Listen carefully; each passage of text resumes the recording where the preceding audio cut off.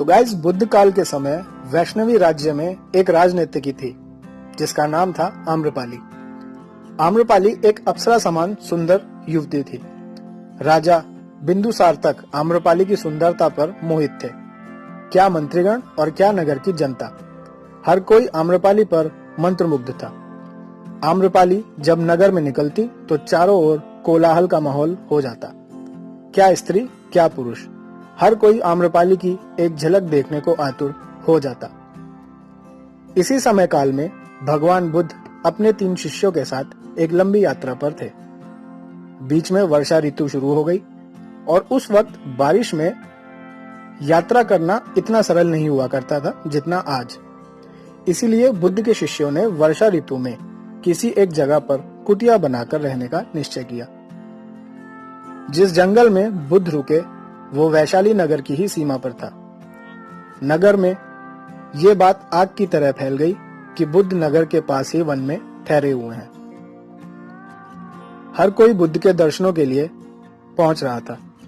खुद राजा बिंदुसार तक अपने मंत्रियों के साथ बुद्ध के दर्शनों के लिए पहुंच गए।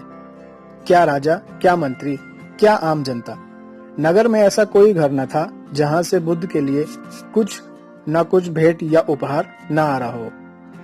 किंतु बुद्ध किसी का दिया कुछ भी नहीं स्वीकार करते। सिर्फ भूख लगने पर ही बुद्ध और उनके शिष्य कुछ फल इत्यादि स्वीकार कर लिया करते थे। चारों ओर बस भगवान बुद्ध की ही चर्चा थी। आम्रपाली तक भी बुद्ध की नगर के पास रुके होने की समाचार पहुंचा तो वो भी एक बार उनके दर्शन के लिए व्याकुल हो गई। आम्रपाली पूरी शान और शौकत के साथ बुद्ध की कुटिया के समीप पहुंची।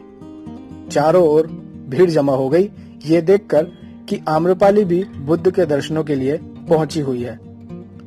आम्रपाली ने जैसे ही बुद्ध को देखा वो एकदम स्तब्ध रह गई। उसने आज तक बुद्ध के समान कोई कांतिवान पुरुष नहीं देखा था।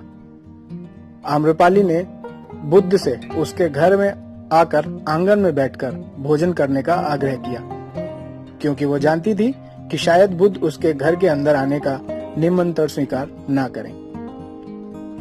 बुद्ध ने उसके निमंत्रण को स्वीकार कर लिया। हर कोई हैरान था और उनके आम्रपाली के घर पे भोजन करता हुआ देखने को उत्सुक था। अगले दिन बुद्ध आम्रपाली के महल पहुंचे। चारों ओर भीड़ जमा थी। आम्रपाली की खुशी का कोई ठिकाना ना था, क्योंकि उसे अब तक ये यकीन नहीं था कि बुद्ध उसके घर आएंगे भी या नहीं। आम्रपाली ने भगवान बुद्ध को आदर सत्कार से बिठाया, उनके चरण धोए और अपने आंचल से पहुंचे। नगर का एक एक इंसान ये दृश्य देख रहा था और विस्मित था। जिस आम्रपाली के लिए राजा बिंदुसार से लेकर उनके मंत्री तक, नगर के प्रभावशाली लोगों से लेकर स्त्री पुरुष तक पलके बिछाए रहते हैं, वो आम्रपाली बुद्ध के चरणों में बैठी। राजा बिंदुसार के हीरे जवाहरातों की कदर न करने वाली आम्रपाली एक भिक्षु सन्यासी के चरण अपने हाथों से धो रही है। ये देखकर हर कोई हैरान था। खुद बुद्ध के शिष्य भी अपने आप को गौरवान्वित महसूस कर रहे थे कि भगवान बुद्ध उनके गुरु हैं। आम्रपाली ने प्रेम पूर्वक बुद्ध को भोजन कराया और उसके बाद बुद्ध वहां से लौट गए। लेकिन इसके बाद आम्रपाली को कभी चैन न मिला। कहते हैं कि सिर्फ 3 दिन बाद ही आम्रपाली ने अपना सब कुछ बेचकर एक बौद्ध मठ की स्थापना करवाई और खुद बुद्ध की सन्यासिन बन गई।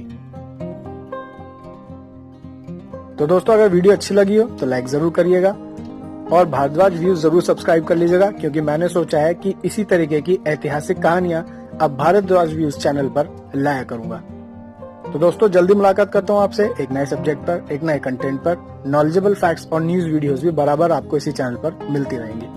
अपना ख्याल रखिए, मुस्कुराते रहिए। Bye bye.